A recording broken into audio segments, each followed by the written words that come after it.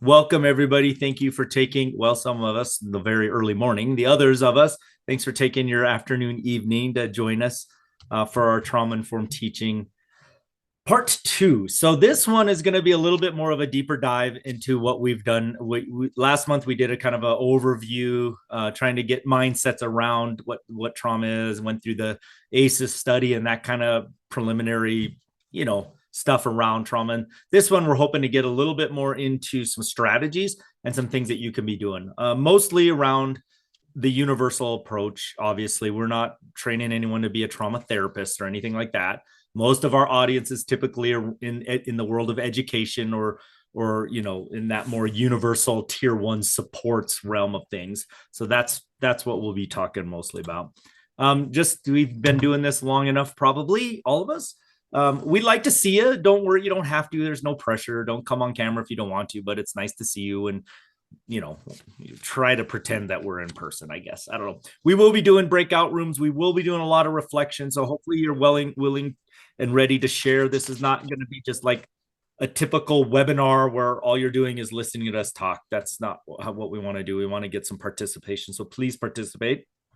Continue to put your name in there and where you're from, and we'll keep shouting you out if you put that in the chat.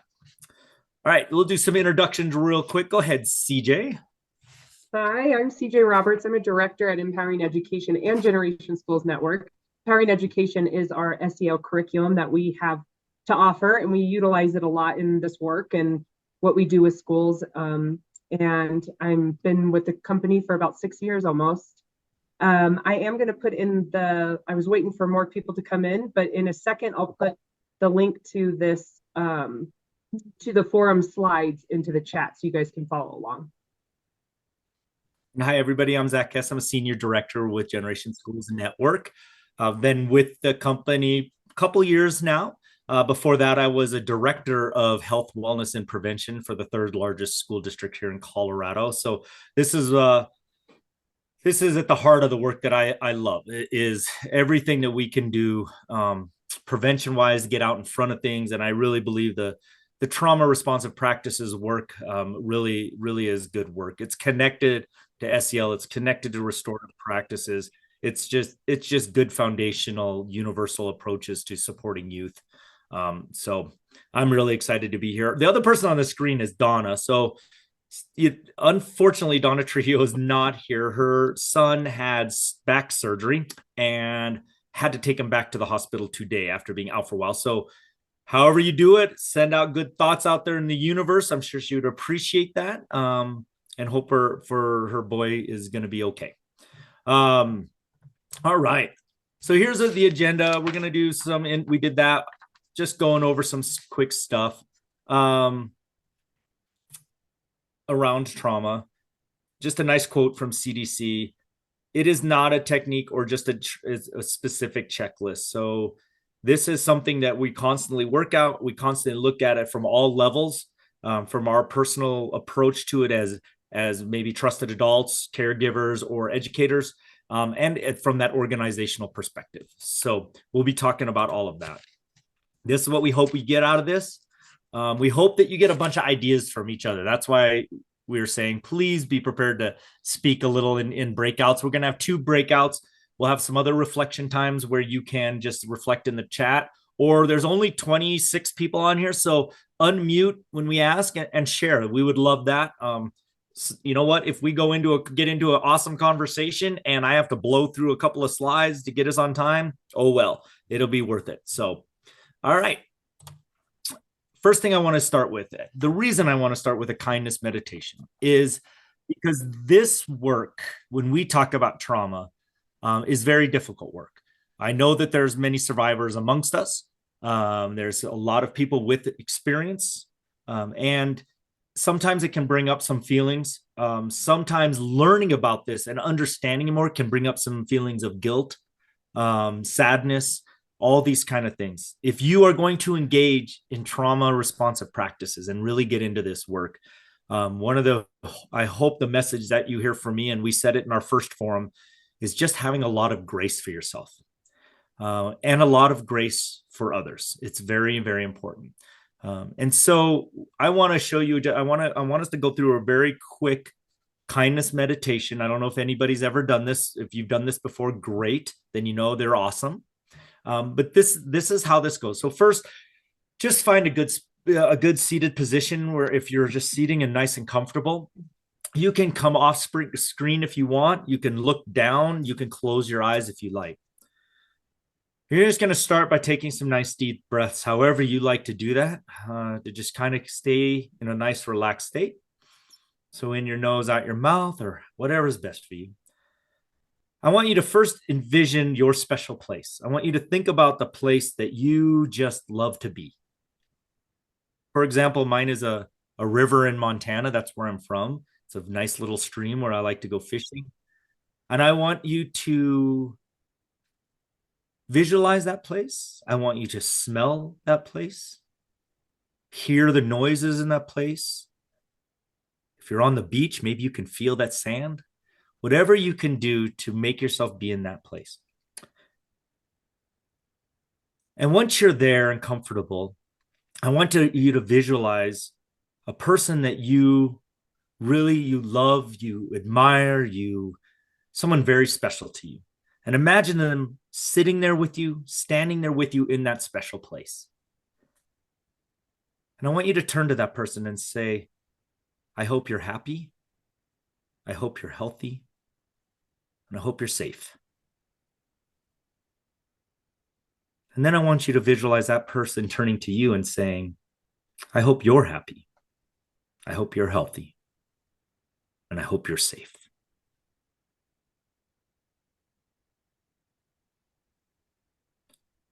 Then I want you to visualize a different person.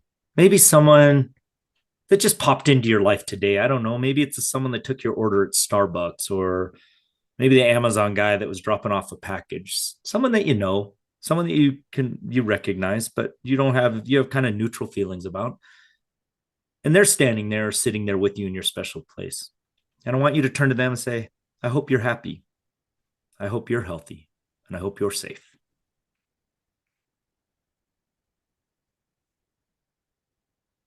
And then visualize them saying that back to you. That they hope that you're happy, you're healthy, and you're safe.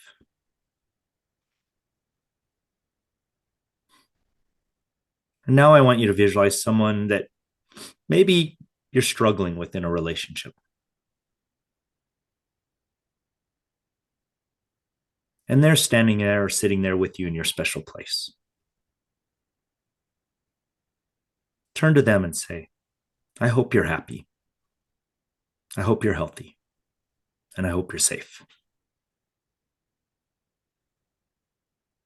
And then visualize them turning to you and saying the same.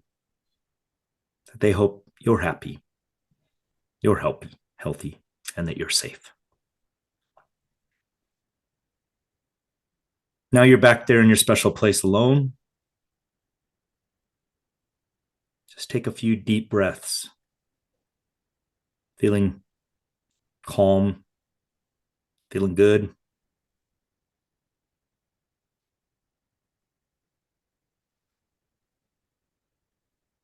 This is a place you can be when you need to find some grace. All right, come on back. It's an easy one to do when you need to give yourself a little grace, and you need to know that there's a lot of people out there that care about you, and that you care a lot about a lot of people. And I know that's true, or you wouldn't be here trying to get into this work. We'll do a little review first. Let's recognize some of these signs of somebody, one of our young people that has been impacted by adverse childhood experiences. There's a lot of things we can notice about these kiddos. And remember, it's really important to understand that when we talk about trauma, we measure trauma by the impact, not the event. By the impact, not the event. Because some events that traumatize others may not traumatize you. And so you got to be really careful thinking that just because you experienced something like that you were able to get through it. And there's a lot of factors like we went into in the very first one we did last month. factors that help us understand why that is. But here's some of the things you might notice in somebody. They have difficulty making friends or maintaining relationships.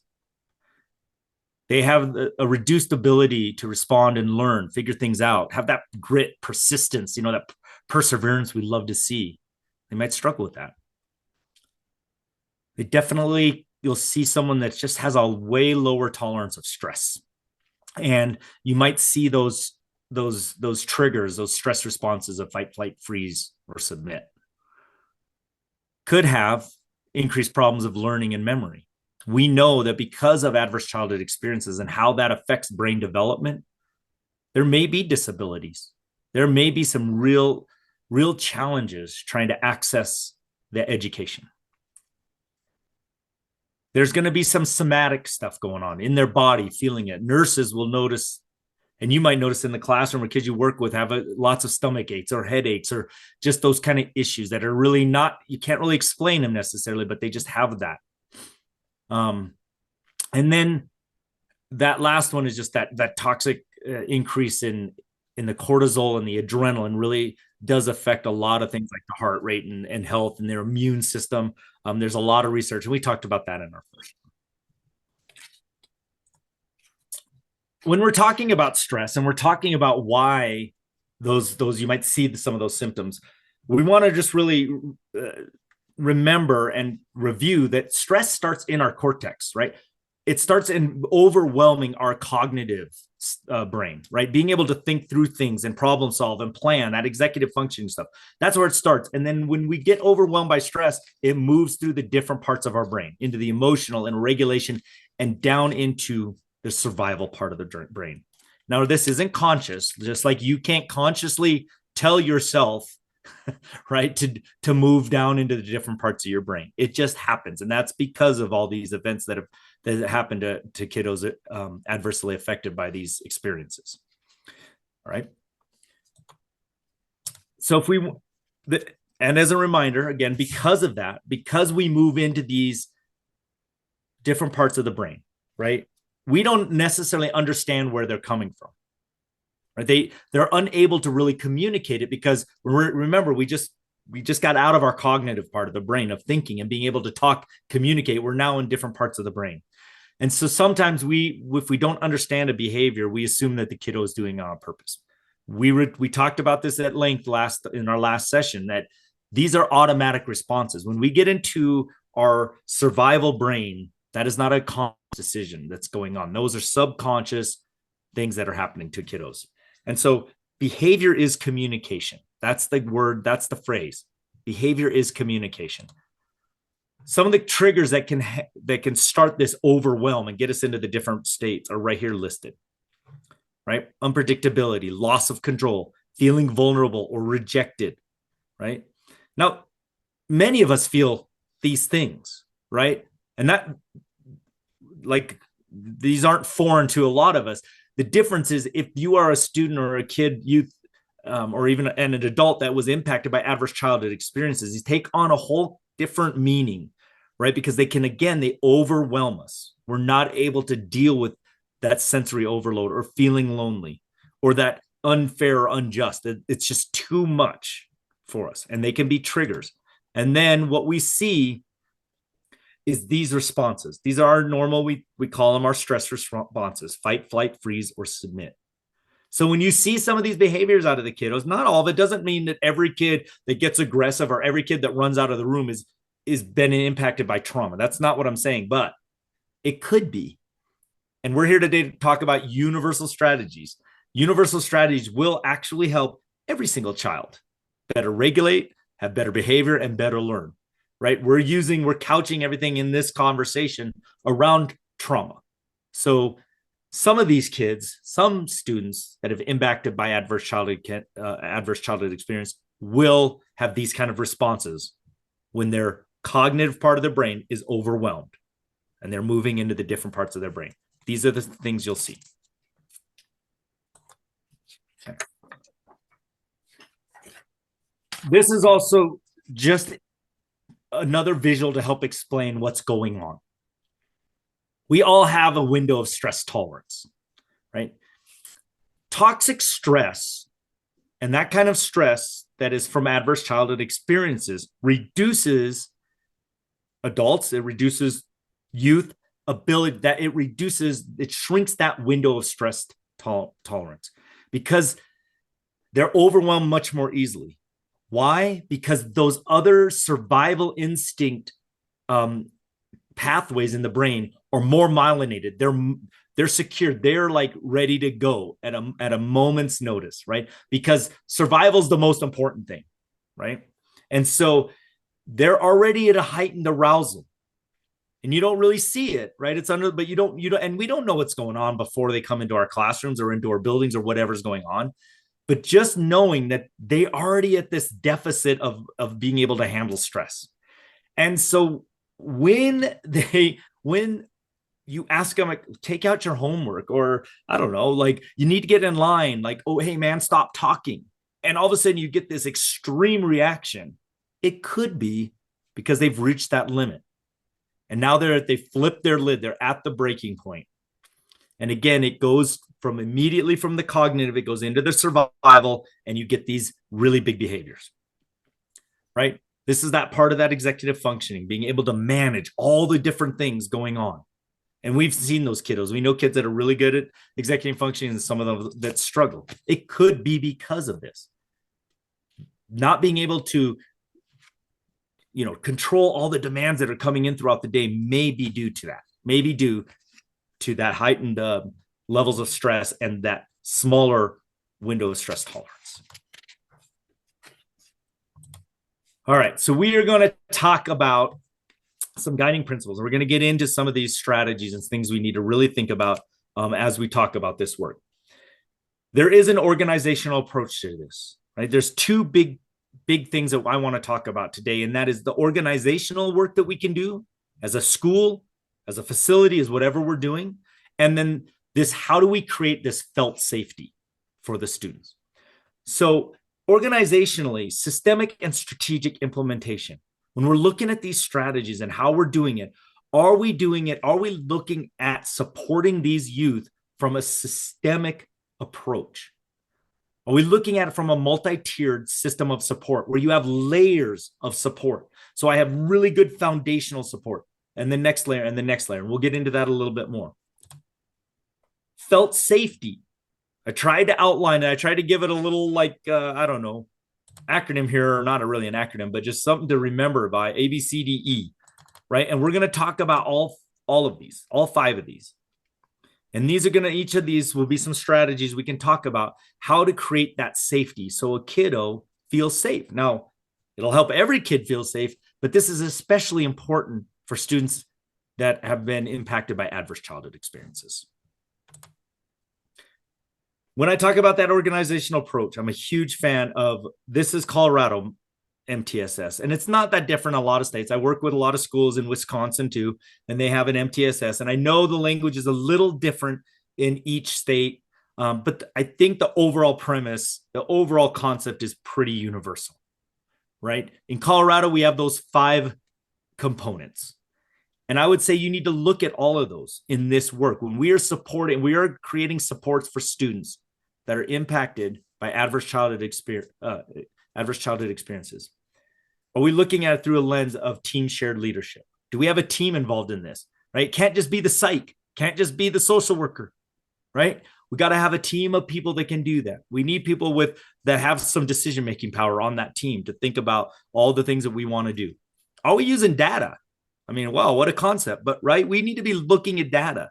What's going on to tell us that we have a need, that we even think there is some issues in a population of students that may be affected by this? What are we seeing in behaviors? Where are they happening? When are they happening? All that good stuff. Are we partnering with our community? There's so many community resources out there that are so good at this work. Are we using them if we're looking at it from a school perspective? Are we using screening and assessment systems to really get out ahead and really try to see what is going on and be able to keep that progress monitoring happening? And then again, that layered continuum of supports. I like what Colorado does and uses this diagram, because what it says is that when they go to a specialist or they go to the next layer of support, it doesn't mean the first one's gone. we're doing all these things: felt safety, relationship building, restorative practices, social emotional learning. You got a regulation space in the classroom. They use regulation tools. We do mindfulness, brain breaks, movement, blah, blah, all of that stuff, right? Like that's always happening. That's good practice for every single student and their learning. And if that's in place, and as kiddos, and we have processes, we have a RTI process or some process within your building, within your district to identify students that have greater need. And if they do, we offer them targeted supports. It helps though to know, if I'm a classroom teacher and I know I'm doing all this, it helps to know that there's supports for me and my students at the next layer. So as a system, I have to define that. What does that look like? Who do you talk to? If you're the classroom teacher, right? You can only be expected to do so much. You got 30 kids in there running around like little animals doing a million things, right? Like, who's going to help me when I notice that Johnny needs extra support? So it's critical that this is not done in isolation and only done in your classroom. Because again, there's certain things that you can expect to happen in a classroom, but we need the extra layers of support. And you can kind of see what we've said here in those. And we'll talk a little bit more about those when we get into that felt safety, but just thinking about, so if you're a teacher in this forum tonight, and I think you can go and talk to your leadership and say, what's this? This is what I can do. I just learned all this stuff. I can do this kind of stuff, but what's our next layer of support? Have we thought through this? Have we planned through this? Right? If you're a specialist, then you probably know, right, where you're at and where you fit. What's the next layer? If you're a leader in this group here, then how are you building these systems in your school or your district? All right. Some of the things I think is really important to think about is the commitments of the organization around well-being. And that's how we support our staff. This is incredibly difficult work. And we got to support our staffs. Since 2014, prior to the pandemic, educators have been the most stressed out profession in the United States. That's not a shocker to anybody here in this group that's an educator, right? The pandemic didn't make anything easier, but this is a hard job. And so what does the system do to help our staff have the capacity to do this, right? Do they have choice in decision-making? Are we sharing the power? Do you have that? Is there transparency in what we're doing? Are we treating everybody as if they have value and worth, which is dignity, right? Are we modeling? Are we promoting work-life balance? Okay. We could get into a whole 4-hour PD around how to do this, but it's just so your awareness that it's not just on you, right? It's a system. And if your system isn't taking care of you, then that's got to get work. Okay. Because this is hard. This is hard work. All right. What I want you to do, let's take a 10-minute, maybe not a full 10 minutes, CJ, in this, but let's maybe go like 7. We'll make up a little time. I'd love for you guys to get into groups and talk about, as an organization, as your organization, what are you doing well? Share with people in there. Like, we actually are doing things pretty well. We have this in place at the different layers of support, and our staff really, we take care of each other, and maybe one thing we could strengthen. Okay. So CJ is going to put us in breakout rooms. Please go and share the good stuff and stuff that you want to work at in your organization. And we'll meet. Question, Zach, did you want to use the Jamboard that's linked on here or no? No, sorry. Okay. I meant to unlink that. Yeah. No problem. Okay, we're going to break out into 6 different rooms. And like Zach said, 6 minutes. All right. Welcome back, everybody. All right. Well, I know some groups had more to say than others, and hopefully, you heard some good advice or some good things. I noticed I was going through the participant list again and just seeing the roles, and I know there's a lot of mental health providers in here and people that kind of in that tier 2, tier 3 work. So from that's a good place to be from an organizational standpoint. I mean, I know when in the schools I worked in, those folks really wanted more universal stuff going on. It makes their life a little easier when things are being taken care of before they get to them, so they don't have to provide all the universal and then tier 2 and tier 3. So advocate for that. Don't forget the organizational piece of it. It makes life easier for everybody. All right. Felt safety. This is a good definition of felt safety. But essentially it is, how do we create an environment, classroom or school, where our youth feel safe, and especially our youth traumatized by adverse childhood experiences. It is really important that we do our work to make sure they're staying in that cognitive part of their brain, right? And part of that brain where they're relaxed, where they're ready to learn, and ready to just be a positive member of that whole school. And if we can create felt safety, people, they feel safe, then we're in a good place. Like I said, I was going to do it in A, B, C, D, E. So A, it starts with the adult. Like I said before, this is hard work. Educating is hard work. Working for youth and advocating for them. And we all got into this work because of where our hearts are. And man, I'll tell you, like, that adds extra stress. And so we got to know that we're being taken care of, and that we're taking care of ourselves, and our systems are taking care of us. Really important, I think, is to know yourself. And there's some things here that you can do. We're not going to go through them.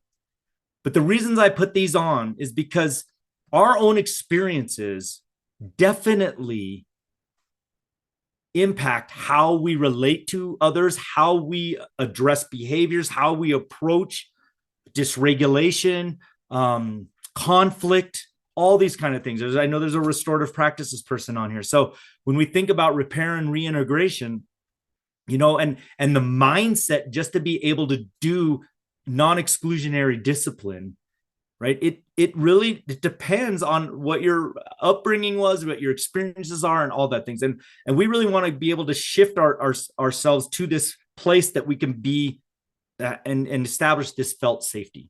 So know more about yourself, right? That's important that we do our own work. I love Maya Angelou's quote, right? I think we all do the best we can. But once you know better, we got to do better, right? So have a lot of grace. We're doing the best we can, but if we're learning some new stuff and we learn stuff about ourselves, let's use that, right? So all the research says, we talk about SEL for kids, but the first place to start is the adult SEL, right? Do we use self-aware? Are we able to identify our own emotions? Are we able to identify all those things about ourselves that impact us, right? If you came from an experience of adverse childhood experiences, to be aware of that is really important as you get into some of these situations and you see kids that are dysregulated, or you see bullying, or you see conflict, right? Like, that's important. And how do we manage those strong emotions that we have, right? Are we able to, do we have the skills necessary to regulate ourselves, to get ourselves back to a baseline, a good place? Do you have those skills? Are you aware of what your behaviors are and how you affect others around you and in your school, your community, and those kids? Are we good at building relationships? Are we collaborating with people? Are we collaborating with our peers and our support systems in the school? And are we building relationships with kids? Are we effective? Do you think you're doing a good job in that? And are we making good decisions? It's really important that we are practicing those skills. We know our kids need to be. We got to have them doing this, but we can't expect kids to do it if we're not doing it. We have to have that foundation for learning for us first. And we have to model. Kids see this, guys, that I tell you what, if you're a parent, you know this. And in the classrooms, it's really important. If we can't model it, it's not going to be very effective just to tell our kiddos to do that. We need to do it too. Okay. As that quote says, right? We don't want to be the hypocrite. We got to practice what we preach. So, all right. And yes, that means self-care. We got to take care of ourselves. And I'm not meaning, I know self-care can be a dirty word, and I'm not meaning to be disrespectful and not acknowledge how much the system has to play for that, right? How your school is run, how your district is run, how your community embraces or doesn't embrace educators. Like, that all matters. Huge. Right? It's big. And so when I say self-care, there's still things within our control that we can do for ourselves, because there's a lot of stuff that's out of our control, and it's not good, but it is. And any of us have been in education long enough understand that. We still got to take care of ourselves. We got to be able to build our own resilience for some of this. We got to find our healthy network. We got to take time for our passions. We have to have work-life balance. Sometimes I think educators are the worst of trying to wear that badge of martyrdom, right? Like, oh, I was all weekend grading papers. I didn't get a break, blah, blah, blah, blah. Oh, I'll one up you. I was up till, I don't know why we do this. I did it. I'm as guilty as anybody, but man, we got to stop. We got to celebrate those that are taking care of themselves. Like, instead of like, oh, you took the weekend off. Nice. You do your job. What's up? We should be supporting those people. Like, good for you, man. I'm glad you took the weekend off. That's awesome. Those papers will wait, right? Create balance, advocate, right? If you don't feel supported and you have decision making in your building, how do you professionally advocate for that? Because it's important, right? Build your professional confidence, your efficacy in this work. Hopefully that's what you're doing right now. You're taking this form, you're learning something, right? So that builds your confidence. I can deal with this. I can handle these things. Figure out what helps you regulate your emotions and how you can do things, right? Yes, the bottle of wine and binging Netflix in a pinch is awesome, right? But that's not sustainable. So figure out some good things that's going to get you back to baseline, that's going to help you feel good about yourself, that you can de-stress. CJ and I were just talking about that, how we are at this point right now, we are both very overwhelmed, right? And we're going to hold each other accountable for taking a break, and so we can come back ready to go, right? Burnout, secondary traumatic stress, compassion, fatigue. These are normal. We cannot have any stigma around these things. To feel burned out is normal, especially in education. Now what we got to do is recognize it, and then we can do something about it, right? All right. Okay. I want you to make a plan real quick. Like, what are you going to do? We're not going to a breakout. I just want you to reflect for a second. Write it down. 3 things. What can you do for yourself? Right? I'm going to go back and all these things we listed. What is something you can do for yourself? Make a commitment. If you're already doing it, I'm going to continue to do it. Good for you. I'm proud of you. That's awesome. Keep it up. Right? If you're not, what are you going to do? Right? That's the first step, man. We can't just sit there and wallow in our, like, it's just, this is horrible. Like, what's some things that we can do? Take a second. And maybe it's just practice grace. That's always a good thing. Have some self-compassion. You're doing the hard work. I'm going to share because I have created really healthy balances and boundaries, but what my call out is actually sticking to those boundaries. I was just going to say, CJ, that conversation we just had before this. Yeah, I've done the work. It's just making myself hold the boundaries. Yeah. You and me both. It's all right. We are, but I took all week for Thanksgiving. I took it off. So that's it. I'm done. I need a break. My kids have the week off. I'm taking it off. Everyone else. I'm going to text you and make sure that you really are. Don't text me. I'm not answering. How about that? That'll be the truth. All right, let's get into B, belonging.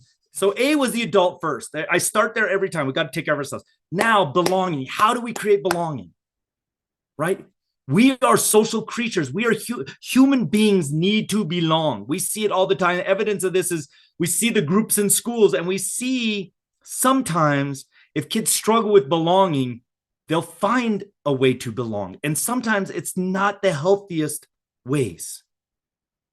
But a lot of those behaviors are motivated by belonging because we just have to do that.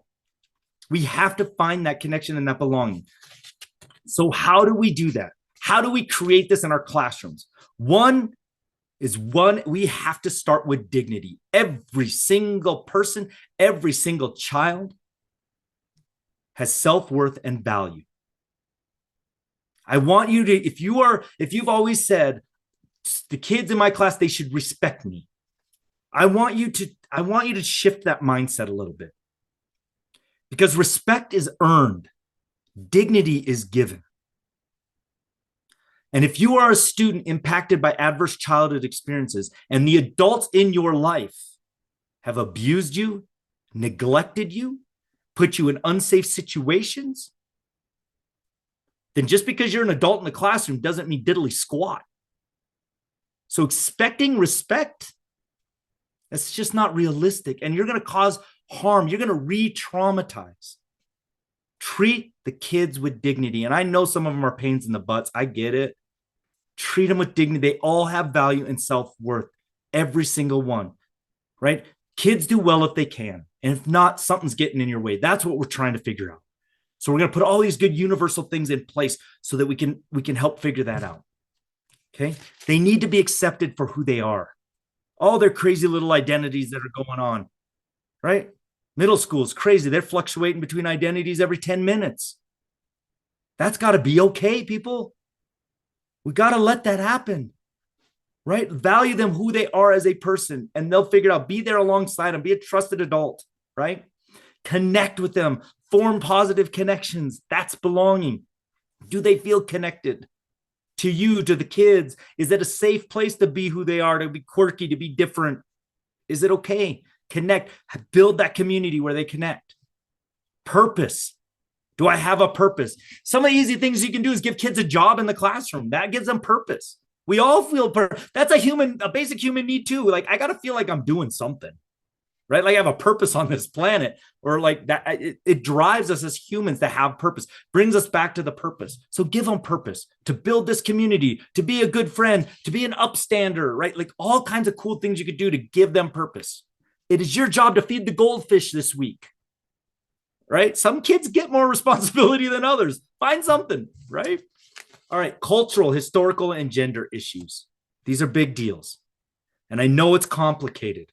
I'm not going to even pretend it's not. All across this country, different districts, different things going on. We got to honor it.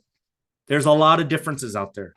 And kids are struggling to belong if they're not there. We were talking about rural schools. I just got out of a rural school district. We were talking about it. And we're talking about their kids in this one district that thinks that really everybody identifies as an athlete. And I was like, really? All of them. Like, what if you're not an athlete at this school district? What is that like? That must be tough. Like, what if you like music and playing an instrument? Oh my God, right? Like, those are the things people got to shift the mindset and think about belonging. Every kid has to belong. We got to figure out how we're going to do that. All right.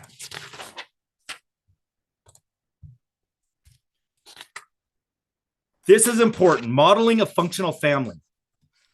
Because a lot of these kids is impacted by adverse childhood experiences, right? This is good for everybody, but especially these kids, right? This is a novel contract. Like, what? A functioning family? What is that? I did not grow up in a functioning family. I'm a guy that had 5+ adverse childhood experiences as I was a child.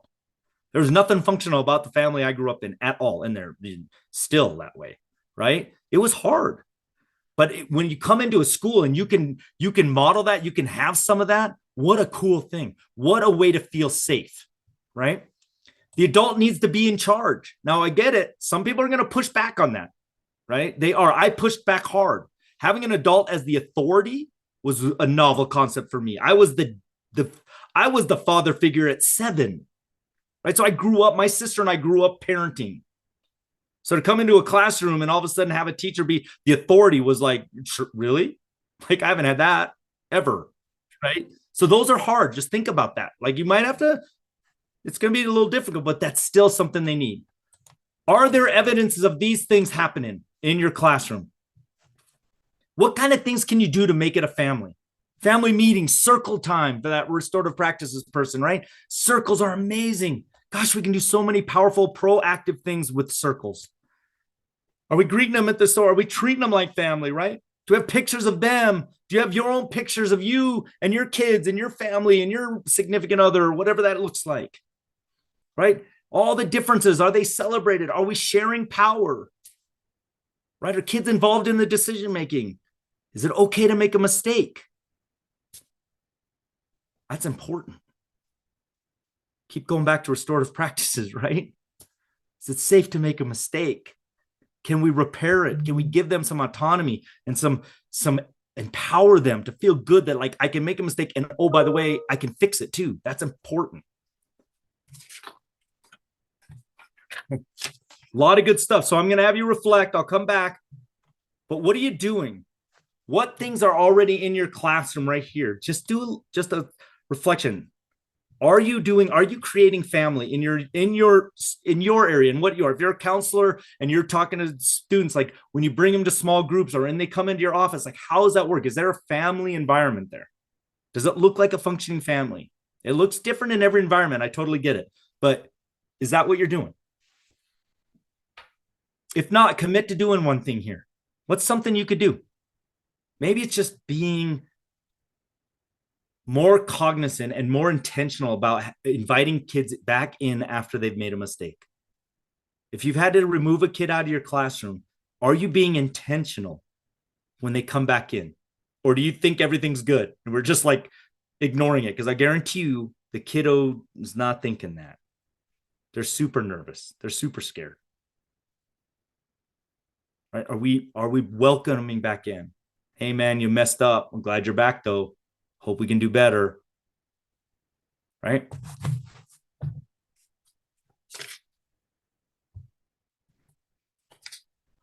All right. You guys are going to get this. Well, you already have this. So you already have the slides. So you can reflect more and you can use this.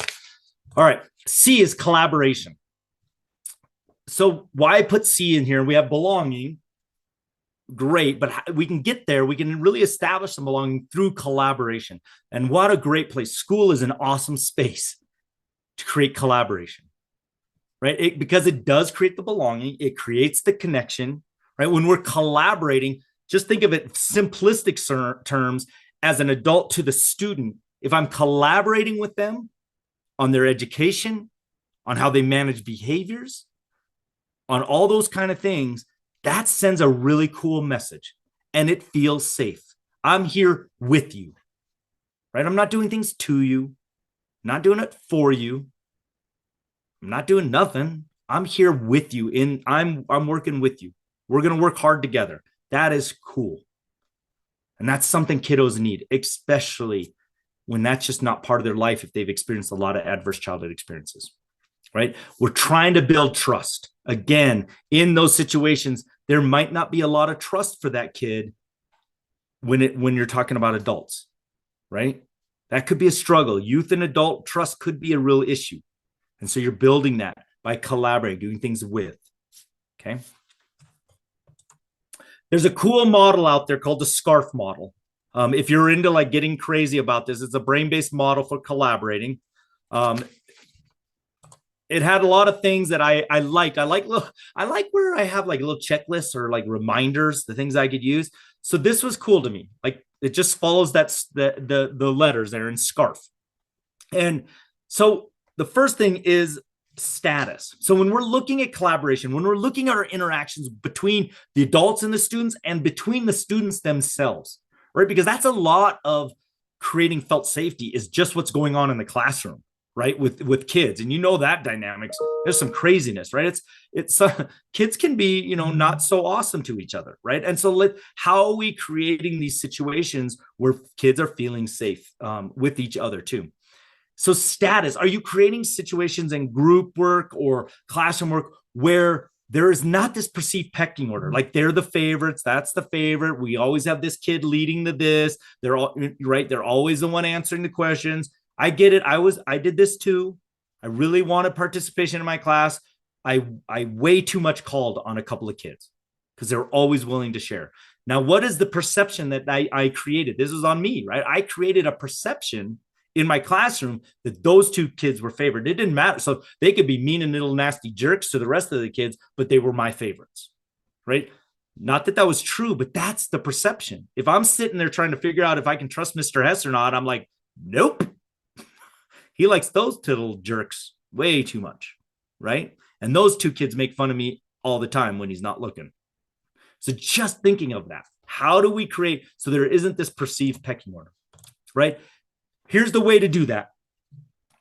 Authentic opportunities for positive feedback. So I know this is hard. I give this example. I'm a wrestling coach. I've coached wrestling for a long, long time. And like half my kids are really good wrestlers and the rest of them maybe should have picked a different sport. But I've got to figure out how to praise them and how to give them positive feedback. I can't only concentrate on these half, right? Or I'll lose them. And I know this is a positive experience for them. So I have to create situations in my practice the way I design it so that I can, hey man, Good hustle today. I saw you were the first out on the mat today. Good job. Hey, you remember to tie your shoes today. That is awesome. Right? Like it's just these little things that I can have some positive feedback for them. This is important, right? Okay. Certainty. A sense of predictability and patterns. This is really important for students with trauma, that there is certainty. So they understand maybe how collaboration works. I love using circles as the model, restorative circles, and using that structure because it is predictable, right? We know if we're sharing that everyone has a voice, we know we use a talking piece or we don't, or however we're going to do it. Like we've set those guidelines and practices in place. That's important. Are we having those clear expectations when we're going to collaborate? We're going to do group work today. This is the expectations. There's predictability and patterns, right? Each person will do. Your job is, this is how this is going to go. Define it. Autonomy, right? A sense of control, choice and decision-making. The number one from the latest research on how we can help improve our youth's mental health is giving them more autonomy, more control, another basic human need. We all need to feel like we're in control of ourselves, our lives, our decisions. Like we have to feel that way. Our students, our youth don't have much control in their lives when you really think about it. They really don't, right? Adults dictate a lot of what their decisions. And so when you start hearing them push back, my 14-year-old daughter is really trying to establish her sense of autonomy. It's fun for all of you with 14-year-old daughters. All right. But it's important. It's very important. And I know that it's important, right? I know she needs choice in her decision-making and all that. That's what they need, that in that collaboration. Am I working with them? Again, in that with box. This is a hard one sometimes. But is there safety in the groups? How are you grouping kiddos together when they're collaborating? How is that happening? Are you sure that it's a safe group together? And this can be hard. As far out in front of that as you get there, then when you make groups up, it's not as big a deal, but you just got to pay attention to it. Make sure they have the skills. Before you set 5 kids together on a group project, do they even know what that looks like? Do they know how to listen to each other? Do they know how to stick up for their own voice and have voice in that group? I mean, do they have those skills? That's important. Fairness. This is really huge for students with trauma. If they, like we said before, like any feeling of being unjust or not fair, right? Because their experiences in life have been not fair, right? So that's something. How do you create that? And a lot of that will come from co-creation. Again, doing things with them. Anyway, you can get more into that. There's a lot of resources about that. Okay, think on this. Are you doing this when you are creating these environments in your classroom? The social interactions in your classroom, are they following SCARF? Where are you doing well, and where can you do some work?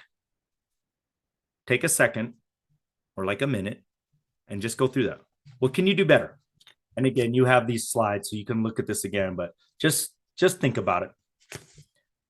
It is hard. It's not easy to get the collaboration happening in your class and getting kids together, even though we know it's incredibly important for their development and it's just what we want them to be able to do in the future. But we just got to be intentional, especially when we're thinking about students that have been impacted by adverse childhood experiences. This is going to be a struggle for them. But if you do it right, you do it with intention, then you're really creating some safety and they're learning some skills. It's really cool. All right. Think of a time before we get into the D here. Think of a time when you've been overwhelmed with emotion, stress, too much input, too much feedback. The world is absolutely crazy right now. How does that feel in your body? Just doing some personal reflection. When you are completely overwhelmed, how does that feel? Earlier today, I was trying to help. We do a lot of grant writing, and I was trying to help on a bunch of grants, and it was all coming at me at one time, and it was like chaotic, and it was hard for me to just focus at all. And I had to just get up and walk and leave my computer. Like it was overwhelming, and that's how I started feeling, and I started getting really antsy and just overwhelmed. So that's sometimes we feel that way, right? sometimes at the end of a work week. How patient are we with our significant others, our own kiddos, right? How good of decisions do you make when you're completely stressed out? The reason I wanted to talk about that and have you actually be able to identify those and feel those things, because when our youth that are impacted by adverse childhood experiences reach this place, like I said, they go to different parts of their brain, like we talked about earlier, and they are not able to regulate. We can't keep putting cognitive demands on them to change the behavior, even when it's not good. I'm not saying you ignore the behavior. There's a time and place. And what we call that is state dependent de-escalation. Okay. But first, right, if you are feeling all those things as the adult, as the person that's going to try to navigate this dysregulated youth and help them, where are you? Because if you're feeling those feelings of overwhelm and dysregulated, that is not the time. Because kids feel that, right? They totally feel that energy. There's lots of research around mirror neurons, right? How you are feeling and how that is projecting will have an effect on the youth that you're trying to affect. We need to make sure that we are in a good place first. If it's a safety situation, that's different. Emergency safety situation, right? We have to do what we got to do to make sure everyone's safe. Okay. But if not, pause. It doesn't have to happen right there. You need to be in a good place, right? Do what you need to do to regulate. Recognize that you're there, that you're not in the right place, and then do something for yourself. It's awesome when schools have tap out or buddies, we call it trauma buddies, in some of the schools I've worked with, right? Where I can text somebody and I know that person that has a plan when I'm in class, or that person just has the ability, and they will give me a 5-minute break to go take a walk, go to the bathroom, get a drink of water, do some mindful breath. That's a great strategy. If not, you got to figure out what you can do. Maybe it's just taking a break, walking around your classroom, taking a breath, letting that just go for a second. And then we're going to respond in state-dependent de-escalation. Overview of what that's going to look like, and we're going to get into some specifics, but an overview is there's the 3 R's. So there's the 3 R's here: recognize, regulate, and respond. That's for us. Help you remember the 3 R's. But also, in a broad look at it, there's 3 R's. And it starts at the different brain states. So remember, I told you they go into the survival part of their brain. We have to help them regulate, right? We got to let those hormones, cortisol and adrenaline, that are surging through their body, we got to let that dissipate, right? If that starts and you let that take its course, the research is pretty clear. It takes only about 90 seconds for those hormones to just run its course. It's pretty amazing. Now, 90 seconds can seem like 5 hours. I get it. But that's really, if we can just let them regulate, we can find a safe space. We have a calm down corner. We have a regulation room in the building. We have these things. They can get back online pretty quickly. And then we relate. We connect, right? And then we can reason. We don't ignore the behaviors, maybe in the moment, but we got to address it. We got to talk about it, right? But that's a cognitive demand. So if they're anywhere else but the cognitive that cortex, it's not happening. You're wasting your time. And we ain't got time for that, right? Time it's valuable. So if we're looking at this, let's look at the first state. They are in their safety part of their brain, survival part of the brain. You are seeing fight, flight, freeze, or submit behaviors. That's what you're seeing. So then these are the things that we can do, right? We just got to help them get to the next state so we can start and get to where we can reason, right? We got to let them get some calm breathing. Don't use your voice. Have them relaxed, right? If I am demonstrating and modeling breath, like,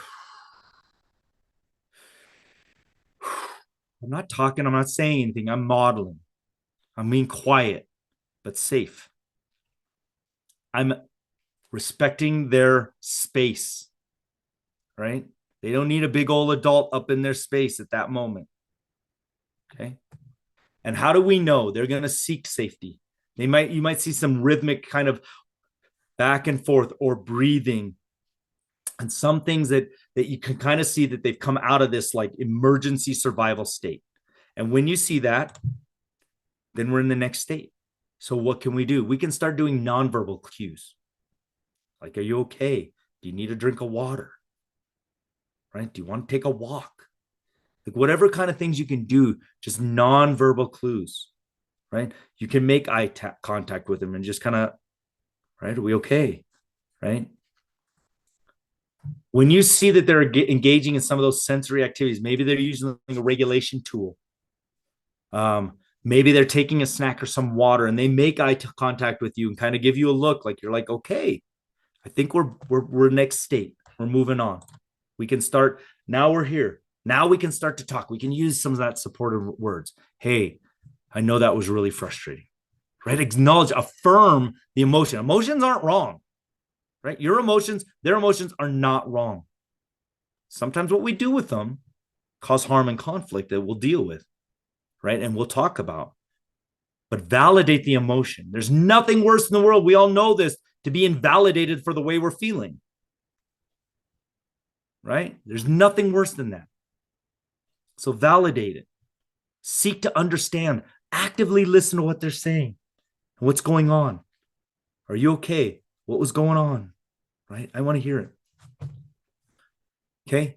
And then we notice if they're starting to use words, they're starting to communicate, they're starting to, maybe they're drawing, maybe they're doing some of these other things. We're noticing, okay, we're starting to get into this part where we can really meet with them and talk and start to get to that next state.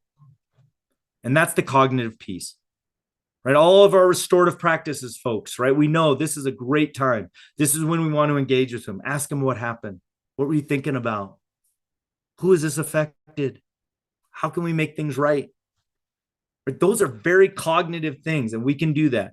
We can share with them like some strategies. Hey, remember, we've talked about this. When you get to this place, we can do this. We can do this, right? That's when we do it. So yes, this takes time, but I'm telling you, it also saves time. Because if you try to jump all the way to this state when the kiddo's in the other one, whew, good luck. All right. Build a plan with your students. Right? There's this link on this form. It's great. And it really goes through these questions right here. But it's a nice form that you can use with students to sit down and have this. So part of that, when I'm at that cognitive state and I can work with kiddos, what works for you? What do I need to be aware of? Now, this might be a tier 2 thing. This might be your counselor, social worker, psych getting into this. I'm not saying you can't as a classroom teacher or that tier. Like, I think it'd be a cool exercise for every kid to use this and have them all fill this out and all have, like, what great social emotional learning right here. All kids can think about when they get dysregulated, because we all get dysregulated. You don't have to have adverse childhood experiences and have the impact from trauma to get dysregulated. We all get dysregulated. Every kid gets dysregulated. Everybody gets overwhelmed from stress. So what helps? This would be great. And then for those kids that you know need it more, those are maybe ones you really are paying attention to. Those are filling out. Maybe you're walking alongside of them on some of these things, right? To see what's going to be helpful. Anyway, it's a kind of a cool resource. All right, A, B, C, D, E. We're at the last one, and that's the environment. First, in your environment, your office, your classroom, your space, do you have what you need to stay regulated? Do you have a full water bottle? Do you have a healthy snack there? Do you need a regulation tool? Like, I'm fidgeting all the time. You guys can't see my hands in this thing, but they're moving, right? I've got to have that to stay regulated. So do you have those things that you need to stay regulated? Does your space, if you evaluate and you walk into your space, does it communicate you're safe, you belong? Right? You might think it does. Maybe you ask. Maybe ask the students. Again, we're collaborating with them. Does this feel safe? Are there collaboration spaces? So we want them to collaborate. We know that it helps create felt safety, but are there spaces to do that make sense? Have you set up different spots in your room for that? Is there floor space? Do you have flexible seating where they can do that? right? Or all kids always in a row straight, and there's just no options for that. You might want to just think about that. Are there resources for the students to de-escalate? Have you taught them how to use a regulation tool? People say fidget toys, they're not toys, right? If it's a toy, that's the wrong tool, right? If they're doing it just like, and it's disruptive and it's not helping them pay, that's the wrong one. Do you help kids go through that? Do they know what their resource is for de-escalation? This is important for kids with an adverse childhood experience background. Are things uncluttered? Are they organized? Are they acceptable? I say escapable. A lot of people don't think about this. But if you think about the way your classroom is and you think of those kiddos that may have, and you may have noticed some of those stress responses, where are they seated? Think of felt safety. Think of being safe. If my stress response, my survival response, remember, not conscious, but if my go-to is escape, which is flight to get out of the situation, can I in that classroom? Or have you blocked me from that? Because that will add another layer of stress. I know it seems counterintuitive, but make sure a kiddo with that can look and see, I could totally escape right now if I needed to. That's huge, right? That's part of that felt safety. So think about that. Predictability. Is the agenda on the board? Do kids know what's going on? If there's a fire drill coming up, do they know that's happening? Don't make it a surprise, right? Man, that can be some not so good for kiddos, right? Do they know what to expect during the day? All right. If you looked and you did an environmental scan, like I said, this will be there for you. And I think this is a good thing to do. Look at all these things. Could you check these off? If you walked into your space or you walked into your teacher space, if you're the counselor, the social worker, the psych, and you want to help the teachers develop some of these things, can you walk in the room with them and say, hey, we can check some of these things off? It looks like environmental wise, you created a safe space for students, all students, but especially those that have been impacted with adverse childhood experiences. All right. So A, B, C, D, E, we had our structures, but we have some strategies, some things to think about how to create felt safety. All right, welcome back, everybody. Hope you had good conversations, got some things committed to some things to do. And hopefully you all shared and found that valuable to talk to each other. Here's our feedback survey. We really appreciate it if you could do that. You can use this QR code here, or you can do that once you get this presentation. But if you do this, then we can give you your relicensure credit and those kind of things that you might need to use. You will be receiving a email at the conclusion.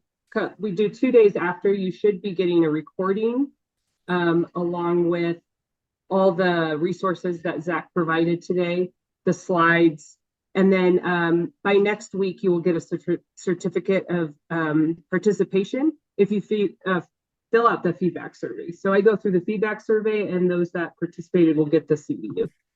We'll go back. We'll have time for questions, but I just want to make sure you knew we linked a bunch of things here, so you could take. You have this resource page, so there's some things you could use. And then we'll have a restorative practices. So we'll be doing our first level of restorative practices training, and that'll be December 12th. So we'll kind of do the same thing we did with trauma. So we'll come in, kind of do an introduction to restorative practices, and then dig a little deeper. It's hard to do all of restorative practices in 1 hour and a half things. And for those of you that do the work, you understand that, but hopefully we'll get enough for you to get feeling like it's something you want to continue to pursue and maybe dig into a little bit more. That's my contact information. Donna, who wasn't on here, she's also an awesome resource and usually does these forums with me, is a good one. And you have CJ's contact information. So if you're having any issues, you have any questions, please contact us. I want to open it up for any questions. We have a couple minutes, but if you need to go, please go. Thank you so much for being here and all the work that you do for our students. I really appreciate it. Trevor, you had a question about receiving the restorative practices. If you are part of our email or newsletter. You should be able to receive those there. If not, I'm going to grab the link really quick and throw it in the chat, and you can register right now. Don't CJ, don't we automatically, like, if folks I sign want up to say these, yes.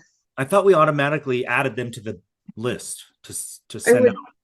I would think so, and I'll check with Bitsy to make sure Yeah. that they're going out to the right email list. So here's the link to register for our next workshop.